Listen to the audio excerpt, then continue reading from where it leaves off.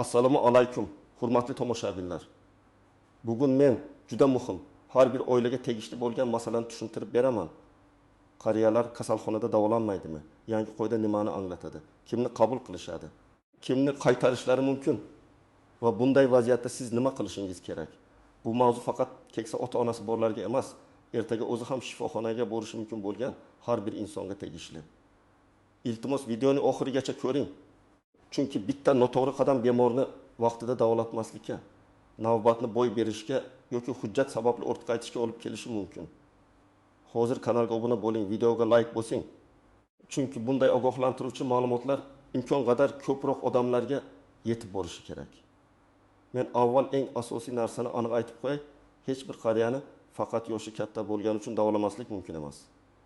Tibbiy yordam insonning yoshiga qarab emas, holatining og'irligiga, tashxisiga shoshilinch yoki rejali davolanish zarurligiga qarab ko'rsatiladi. Lekin odamlar orasida endi qariyalarni kasalxonaga yotqizishmaydi. Yo'llanmasi qabul qilishmaydi. Pensioner bo'lsa ham joy yo'q deyishadi degan gaplar ko'paygan. Bu gaplarning paydo bo'lishiga sabab bor. Ko'p joylarda qabul tartibi qat'iylashgan, hujjatlar elektron tizim orqali tekshirilmoqda. Rejali davolanish uchun avval oilaviy poliklinika yoki oilaviy shifokor orqali yo'llanma talab qilinmoqda. Oldin ko'pchilik shifoxonaga to'g'ridan to'g'ri borardi. Masalan, 7-2 yoshli otaxonning qon bosimi tez-tez ko'tarilsa, farzandi uni mashinaga o'tkazib, tuman yoki viloyat shifoxonasiga olib borardi. Shifokor ko'rib, joy bo'lsa yotqizardi, joy bo'lmasa maslahat berib qaytarardi. Hozir esa ko'p holatda savol boshqacha qo'yilmoqda. Bu holat shoshilinchmi yoki rejali davolanishmi? Agar shoshilinch bo'lsa, yordam darhol ko'rsatilishi kerak. Agar rejali bo'lsa, avval poliklinikada ko'rik, tahlil, yo'llanma, elektron navbat, kerak bo'lsa tor mutaxassis xulosasi so'raladi. Bu o'zgarishning maqsadi qog'ozbozlikni ko'paytirish emas, nazariy jihatdan bemorlarni tartib bilan yo'naltirish, shifoxona o'rinlarini og'ir bemorlarga ajratish. Bir bemor bir necha joyda takroriy tekshiruvdan o'tib yurmaslik uchun tizim yaratishdir. Lekin amalda muammo shundaki, ko'p odam bu tartibni bilmaydi. Bemorning farzandi onamning yuragi og'riyapti deb shifoxonaga boradi. U yerdagilar yo'llanma bilan keling deydi. Farzand buni qariyalarni davolamayapti deb tushunadi. Aslida esa vaziyatni ikkiga bo'lish kerak. Hayot uchun xavf bormi yoki yo'qmi? Men oddiy til bilan tushuntiraman. Agar keksa odamda insult belgilari bo'lsa, masalan og'zi qiyshayib qolsa, qo'li yoki oyog'i ishlamasa, gapira olmasa, hushidan ketsa, kuchli ko'krak og'rig'i bo'lsa, nafas olishi qiyinlashsa, qon bosimi juda yuqori bo'lib, bosh aylanish, qayt qilish, ko'z xiralashishi bo'lsa, bunday holatlarda yo'llanma olib keling deb vaqt yo'qotish to'g'ri emas. Bunday paytda tez yordam chaqiriladi yoki eng yaqin shoshilinch qabul bo'limiga olib boriladi. Shoshilinch holatda birinchi yordam ko'rsatilishi shart. Keyin bemor qaysi bo'limga o'tkazilishi, qaysi shifoxonaga o'tkazilishi, reanimatsiya kerakmi yoki yo'qmi, shifokorlar tomonidan hal qilinadi. Endi rejali holatni olaylik. Masalan, 68 yoshli ayolda tizza bo'g'imi og'riyapti. Yurish qiyin, lekin hayotiga darhol xavf yo'q. U travmatolog yoki ortoped ko'rigidan o'tishi, rentgen yoki MRT qilishi, tahlillar topshirishi. Keyin rejali davolanish yoki operatsiya masalasi ko'rilishi kerak. Bunday bemor shifoxonaga borib, meni bugun yotqizing desa, unga yo'llanma so'ralishi mumkin. Bu davolamaymiz degani emas. Balki jarayon poliklinika orqali rasmiylashtiriladi degani. Yana bir misol, 75 yoshli otaxonning qandli diabeti bor. Oyog'ida yara paydo bo'lgan, lekin u uyda bir oy yurib qo'ygan. Endi yara kattalashgan yerim bor, isitmasi chiqyapti. Bu yerda vaziyat xavfli. Agar infeksiya kuchaysa, oyoqni saqlab qolish qiyinlashadi. Bunday holatda oila shifokorga navbat kutib o'tirmasdan tez yordam yoki shoshilinch qabulga murojaat qilish kerak. Lekin agar qand miqdori biroz ko'tarilib tushib turgan, ahvoli barqaror bo'lsa, endokrinolog ko'rigi, dori dozalarni to'g'lash, tahlillar va rejali nazorat poliklinika orqali amalga oshiriladi. Kimlar ko'proq e'tiborli bo'lishi kerak? Men birinchi navbatda 15 yoshdan katta, yurak qon tomir kasalligi bor, insult yoki infarkt o'tkazgan, qandli diabet, buyrak yetishmovchiligi, surunkali o'pka kasalligi, onkologik kasallik, kamqonlik, bosim muammosi, xotira pasayishi yoki yiqilish xavfi bor bemorlarni aytaman. Bunday bemorlarda kasallik tez og'irlashishi mumkin. Masalan, yosh odamda shamollash 34 kunda o'tib ketishi mumkin, lekin dakolom yoshli odamda oddiy infeksiya pnevmoniyaga. Suvsizlanishga yurak yetishmovchiligiga olib borishi mumkin. Shuning uchun qari odamda shunaqa bo'ladi deb beparvo qarash eng katta xato. Kimlar haddan ortiq vahima qilmasligi kerak. Agar keksa odamning kasalligi surunkali bo'lsa, ahvoli barqaror bo'lsa, to'g'ri ichib yuribdi, tahlillar nazoratda, birdan yomonlashish yo'q bo'lsa, har safar shifoxonaga yotish shart emas. Ko'p kasalliklar ambulator, ya'ni poliklinika sharoitida davolanadi. Masalan, qon bosimi Migeltin-Bedi yexim atrofida yurib, shifokor dori yozgan, bemor o'zini yomon his qilmayapti, yurakda kuchli og'riq yo'q, nafas qisishi yo'q bo'lsa, har doim kasalxonaga yotish kerak degani emas. Bunday holatda dori tartibi tuz iste'moli, uyqu, vazn, tahlillar, muntazam ko'rik muhim. Yangi tartibning eng ko'p tushunilmaydigan joyi shuki, shifoxona hamma kasallikni birinchi ko'radigan joy emas. Birinchi bo'g'in odatda oilaviy poliklinika bo'ladi. U yerda bemor ro'yxatda turadi. Kasallik tarixi bor. Avvalgi tahlillar ko'riladi. Shifokor bemorni ko'rib, kerak bo'lsa terapevt, kardiolog, nevrolog, endokrinolog, jarroh yoki boshqa mutaxassisga yuboradi. Keyin shifoxonada davolanish kerak degan xulosa bo'lsa, yo'llanma beriladi. Shu yo'llanma bilan bemor tegishli bo'limga navbatga qo'yiladi yoki joy bo'lsa yotqiziladi. Men amaliy misol keltiraman.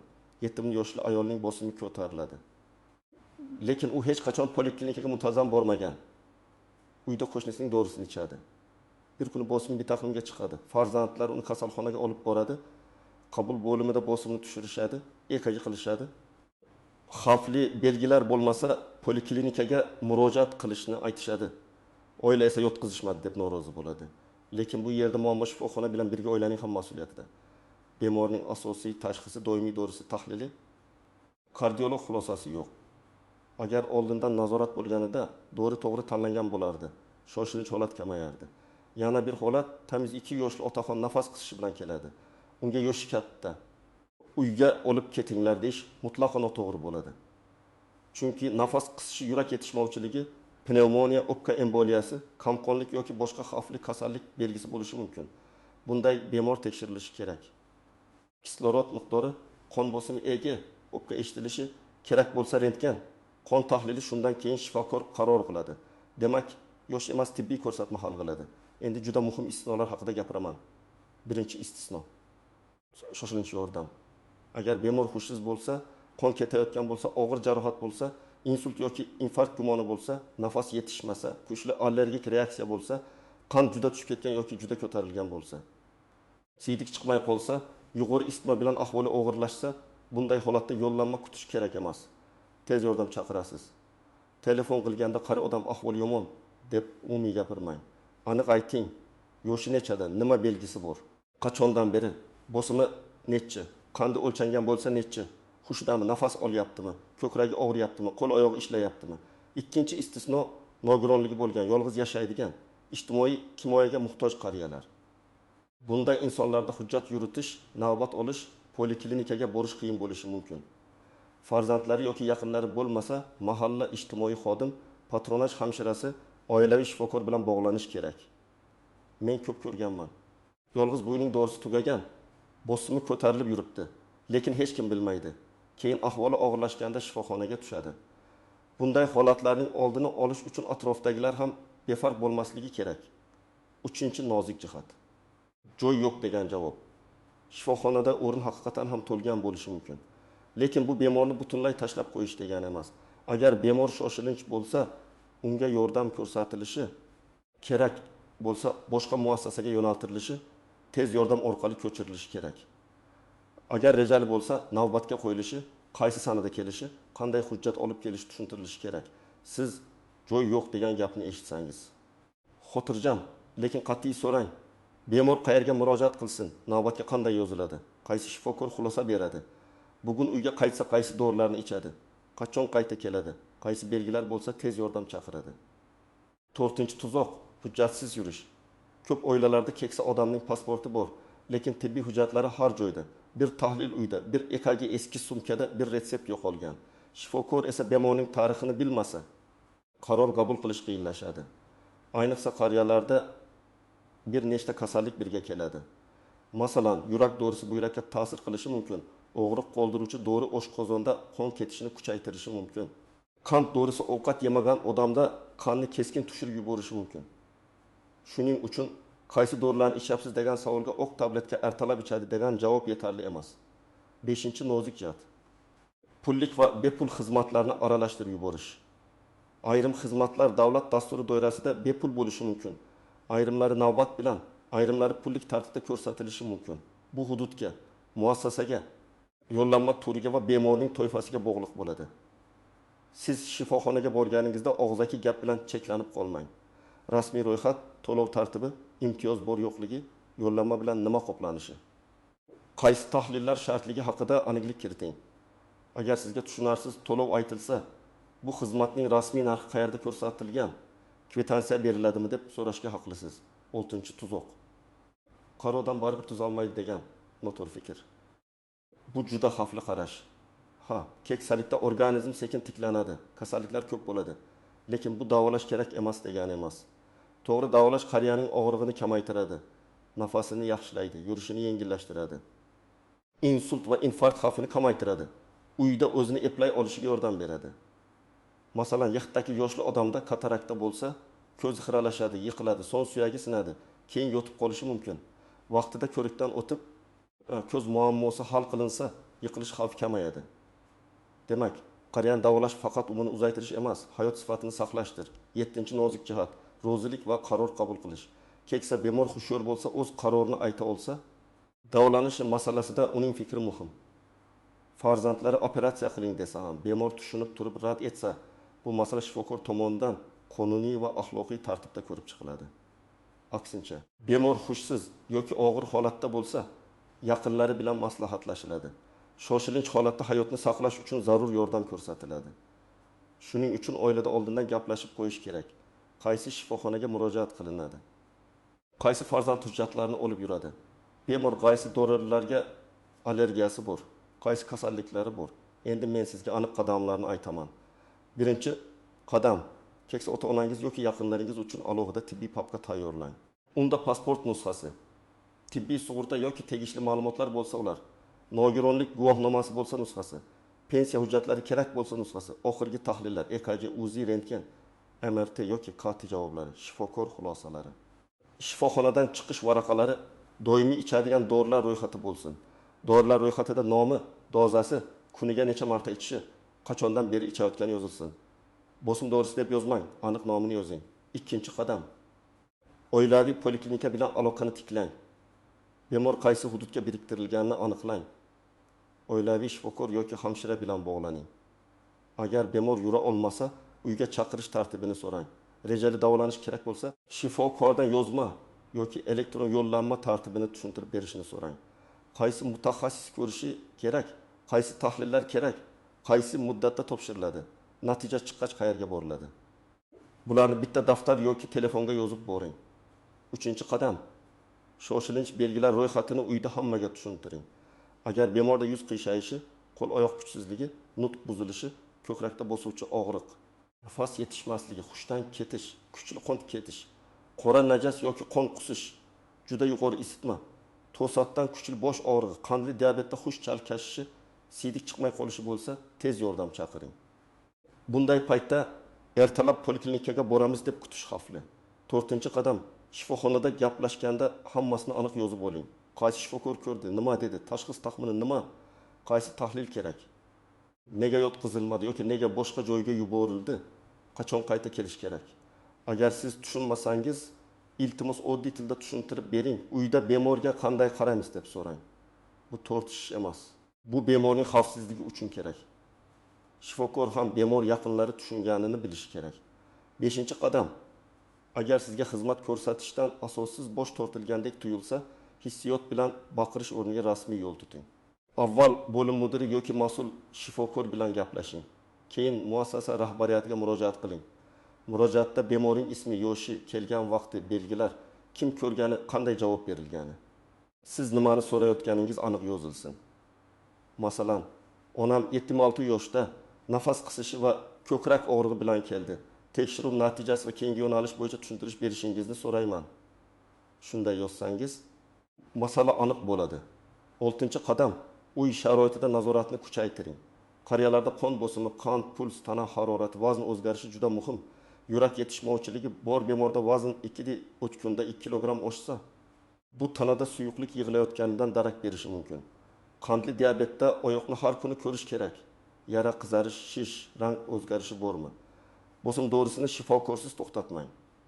Bugun bosimi yaxshi ekan deb dorini ichirmaslik ertaga keskin ko'tarilishga olib kelishi mumkin. 7-qadam dori xavfsizligiga e'tibor bering. Keksa odam bir vaqtning o'zida 5-6 xil dori ichishi mumkin. Bu oddiy holatga o'xshaydi. Lekin dorilar bir-biriga ta'sir qilishi mumkin. Og'riq qoldiruvchi dorilarni nazoratsiz ichish buyrak, oshqozon va bosimga zarar yetkazishi mumkin. Tinchlantiruvchi dorilar yiqilish xavfini oshiradi. Qon suyultiruvchi dorilarni o'zboshimchalik bilan ichish yoki to'xtatish qon ketishi yoki tromb xavfini oshiradi. Har bir yangi dori qo'shilganda shifokorga bu dorini oldingi dorilar bilan birga ichsa bo'ladimi deb so'rang. 8-qadam. Navbat va yo'llanma masalasini oxirgi kunga qoldirmang. Agar shifokor rejali davolanish kerak desa, darhol hujjatlarni tayyorlang. Ba'zi tahlillarning muddati cheklangan bo'ladi. Masalan, operatsiya oldidan topshirilgan ayrim tahlillar 10 kun yoki 14 kun ichida amal qilishi mumkin. Agar siz bir tahlilni erta, boshqasini kech topshirsangiz, yana qayta topshirishga to'g'ri keladi. Shuning uchun ro'yxatni to'liq oling va ketma-ketlikni aniqlang. 9-qadam, bemorni yolg'iz yubormang. Ayniqsa xotirasi pasaygan, eshitishi yomon, ko'z yaxshi ko'rmaydigan yoki hayajonlanadigan qariyalar shifokor aytgan gaplarni to'liq eslab qolmasligi mumkin. Yaqini birga bo'lsa, savol beradi, javobni yozib oladi, hujjatni tekshiradi. Bu shifokorga ham yordam beradi, bemorga ham. 10-qadam. Oila ichida mas'uliyatni bo'ling. Bir kishi dorilarni nazorat qilsin, bir kishi hujjatlarni yuritsin, bir kishi poliklinika bilan bog'lansin, bir kishi shoshilinch holatda transport yoki tez yordam masalasini hal qilsin. Ko'p oilalarda hamma birov qiladi deb yuradi. Oxirida hech kim qilmagan bo'ladi. Keksa bemorda esa vaqt juda qimmat. Men yana bir narsani alohida ta'kidlayman. Shifokor bilan urushish ko'pincha bemorga foyda bermaydi. Lekin savol bermaslik ham xato. Sizning vazifangiz xotirjam, aniq hujjat bilan gapirish. Nega qabul qilmaysizlar deyish o'rniga bemorning holati shoshilinch deb baholanadimi? Agar shoshilinch bo'lmasa, qaysi tartibda rejali davolanishga kiradi deb so'rang. Joy yo'q deyishsa, qaysi muassasaga yo'naltiriladi yoki qachon navbat beriladi deb so'rang. Yo'llanma kerak deysa, yo'llanmani qaysi shifokor beradi? Qaysi hujjatlar bilan deb aniqlang. Bugungi mavzuning eng muhim xulosasi shuki, qariyalarni davolamaslik degan qoida bo'lishi mumkin emas, lekin davolanish tartibi shoshilinch va rejali holatga qarab farq qiladi. Yangi tartibda yo'llanma, elektron navbat, poliklinika orqali yo'naltirish, hujjatlarning to'liqligi katta ahamiyatga ega. Shoshilinch holatda vaqt yo'qotmaysiz, tez yordam chaqirasiz. Rejali holatda esa oilaviy shifokor, tahlillar, mutaxassis xulosasi va yo'llanma orqali harakat qilasiz. Men sizdan so'rayman, uyingizda keksa ota-onangiz yoki yaqinlaringiz bo'lsa, bugunoq ularning hujjatlarini tartibga keltiring. Dorilar ro'yxatini yozing. Qaysi poliklinikaga biriktirilganini aniqlang. Izohlarda yozing. Sizning hududingizda qariyalarni shifoxonaga yotqizish bo'yicha qanday muammolar bor? Yo'llanma talab qilishyaptimi? Joy yo'q deyishyaptimi? Yoki tartib sizga tushunarli qilib aytilyaptimi? Videoga like bosing, kanalga obuna bo'ling va bu ma'lumotni yaqinlaringizga yuboring. Chunki bitta to'g'ri qaror qariyaning sog'lig'ini, ba'zan esa hayotini saqlab qolishi mumkin.